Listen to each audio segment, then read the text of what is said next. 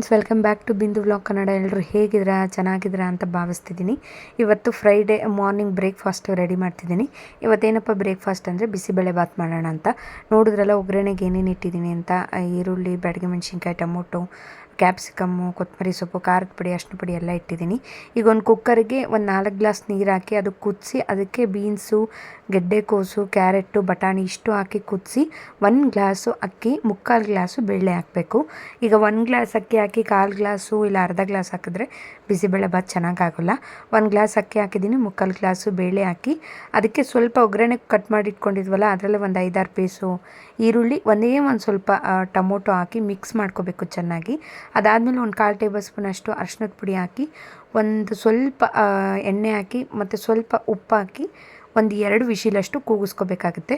ಜಾಸ್ತಿ ವಿಶಿಲ್ ಮಾಡ್ಕೋಬೇಡಿ, ಯಾಕಂದರೆ ನುಣ್ಣಗೆ ಬೇಯಬಾರ್ದು ಯಾವುದೂ.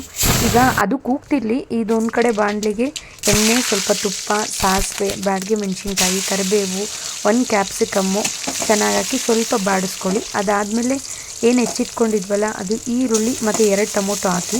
ಹುಳಿ ಟೊಮೊಟೊ ಹಾಕಿದ್ರೆ ಹುಣ್ಸೆಹಣ್ಣು ಹಾಕೋ ನೆಸೆಸರಿ ಇಲ್ಲ. ಹುಣ್ಸೆಹಣ್ಣು ಹಾಕಲಿಲ್ಲ ಅಂದರೆ 2 ಹುಳಿ ಟೊಮೊಟೊ ಹಾಕಬೇಕಾಗುತ್ತೆ. ಅದಕ್ಕೆ ಸ್ವಲ್ಪ ಉಪ್ಪು ಹಾಕಿದ್ದೀವಿ, ನೋಡಿಕೊಂಡು ಉಪ್ಪು ಹಾಕ್ಕೊಡಿ ಅಷ್ಟೇ. ಅದಾದಮೇಲೆ 1.5 ಟೇಬಲ್ ಸ್ಪೂನ್ ಅಷ್ಟು ಖಾರದ ಪುಡಿ ಮತ್ತು ಪೂರ್ತಿ 1 ಪ್ಯಾಕೆಟ್ ಅಷ್ಟು MTR ಬಿಸಿಬೇಳೆ ಬಾತ್ ಪೌಡರು ಇಷ್ಟು ಹಾಕ್ಕೊಂಡು ಮಿಕ್ಸ್ ಮಾಡಿಕೊಂಡು ಸ್ವಲ್ಪ ಕೊತ್ತಂಬರಿ ಸೊಪ್ಪು ಹಾಕಿ ಮಿಕ್ಸ್ ಮಾಡ್ಕೋಬೇಕು. ಇದಕ್ಕೆ 1 ಗ್ಲಾಸಷ್ಟು ನೀರು ಹಾಕಿ ಮಿಕ್ಸ್ ಮಾಡಿಕೊಂಡು ಲೋ ಫ್ಲೇಮಲ್ಲಿ ಇಟ್ಕೊಳ್ಳಿ. ಅಷ್ಟೊತ್ತಿಗೆ ಕುಕ್ಕರ್ದು ಗ್ಯಾಸ್ ರಿಲೀಸ್ ಆಗಿರುತ್ತೆ, ಬೇಗ ಆಗಿಬಿಡುತ್ತೆ ಇದು. ನೋಡೋದಕ್ಕೆ ನೀವು ಗೋಡಂಬಿ, ಕಡಲೆಬೀಜ 2 ಹಾಕ್ಬೋದು. ನೋಡ್ತಿರ್ಬೋದು ಅನ್ನ ಬೇಳೆ ಯಾವುದೂ ನುಣ್ಣಗೆ ಬೆಂದಿಲ್ಲ. ಒಗ್ಗರಣೆ ಹಾಕಿರೋದನ್ನು ಕುಕ್ಕರ್ಗೆ ಟ್ರಾನ್ಸ್ಫರ್ ಮಾಡ್ಕೊತಿದ್ದೀನಿ. ಮತ್ತು ಒಂದು ಕಡೆ ಬಿಸಿನೀರು ಕಾಯಿಸಿಟ್ಕೊಂಡು ಅದನ್ನೇ ಅದಕ್ಕೆ ಕುಕ್ಕರ್ಗೆ ಮಿಕ್ಸ್ ಮಾಡ್ಕೊತಿದ್ದೀನಿ. ಅನ್ನ ಮತ್ತು ತರಕಾರಿ ಯಾವುದೂ ನುಣ್ಣಗೆ ಬೆಂದಿರಬಾರ್ದು, ಬಾಯಿಗೆ ಸಿಕ್ಕಿದ್ರೇ ಚೆಂದ. ಮೇಲೆ ಸ್ವಲ್ಪ ತುಪ್ಪ ಹಾಕಿದ್ರೆ ಬಿಸಿಬೇಳೆ ಬಾತ್ ರೆಡಿ. ನಮ್ಮ ಮನೆಯವರು ಬೆಳಿಗ್ಗೆ 5:30 ಎದ್ದು ಊರಿಗೆ ಹೋದರು. ಅವ್ರ ಅವ್ವನ್ನ ಬೆಂಗಳೂರಿಗೆ ಕರ್ಕೊಬರ್ಬೇಕಾಗಿತ್ತು. ಅವ್ರಿಗೆ ಸ್ವಲ್ಪ ಹುಷಾರಿರಲಿಲ್ಲ. ನಮ್ಮ ಅತ್ತೆನೂ ಕೂಡ ಅಲ್ಲೇ ಇದ್ದರು. ಅವ್ರ ಅವ್ವ ಅಂದರೆ ಅವ್ರ ದೊಡ್ಡಮ್ಮ.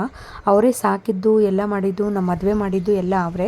ಅಂದರೆ ಅವರೇ ಸಾಕಿ, ಅವರೇ ಓದಿಸಿ, ಅವರೇ ಮದುವೆ ಮಾಡಿ ಎಲ್ಲ ಮಾಡಿದ್ದು.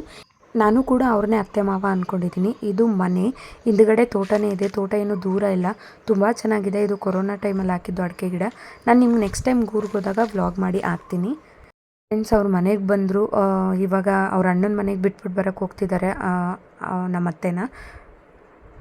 ಅವ್ವನ್ನ ಅಂದರೆ ಅರ್ಥ ಮಾಡ್ಕೊಳ್ಳಿ, ನಾನು ಅವ್ವ ಅಂತಲೇ ಕರಿತೀನಿ. ಪಾಪು ನೋಡೋಕ್ಕೆ ಅಂತ ಬಂದಿದ್ದರು, ಹಂಗೆ ನೋಡಿಕೊಂಡು ಮನೆಗೆ ಹೋಗ್ತೀವಿ ಅಂತ ಹೋದರು.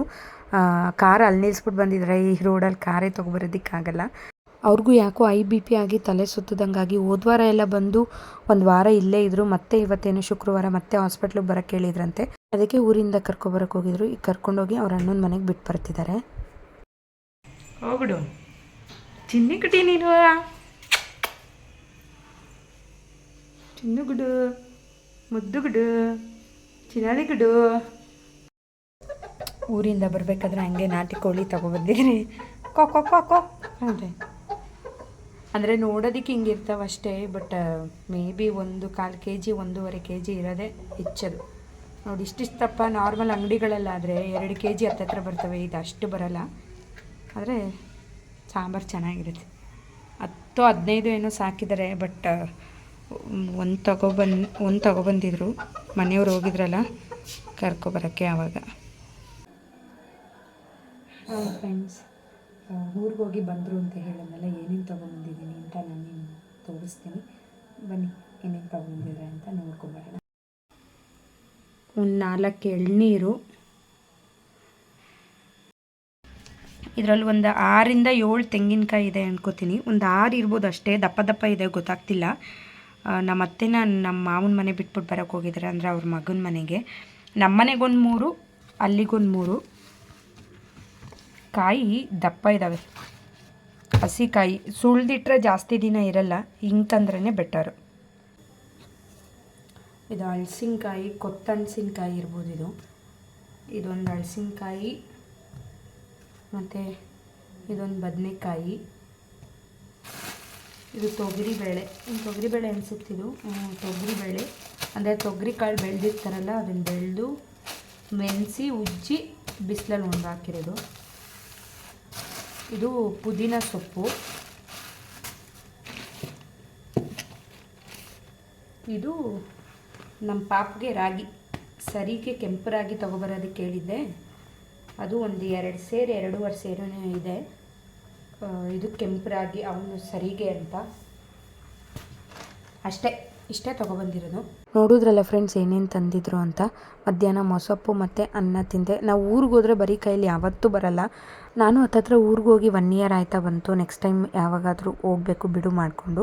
ಅವಳಿಗೂ ಹುಷಾರಿಲ್ಲ, ಆಲ್ರೆಡಿ 2 ದಿನದಿಂದ ಹುಷಾರಿಲ್ಲ, ಫೀವರ್ ಬರ್ತಿದೆ. ನೋಡಬೇಕು, ಕಡಿಮೆ ಆಗಿಲ್ಲ ಅಂದರೆ ನಾಳೆ ಕರ್ಕೊಂಡು ಹೋಗ್ತೀನಿ. ಆ್ಯನ್ಯುವಲ್ ಎಕ್ಸಾಮ್ ಬೇರೆ, ಅದಕ್ಕೆ ಓದಿಸ್ತಿದೆ, ಎಷ್ಟಾಗುತ್ತೋ ಅಷ್ಟು ಹೋಗಲಿ ಅಂತ. ಬರ್ಡನ್ ಏನೂ ಆಗ್ತಿಲ್ಲ.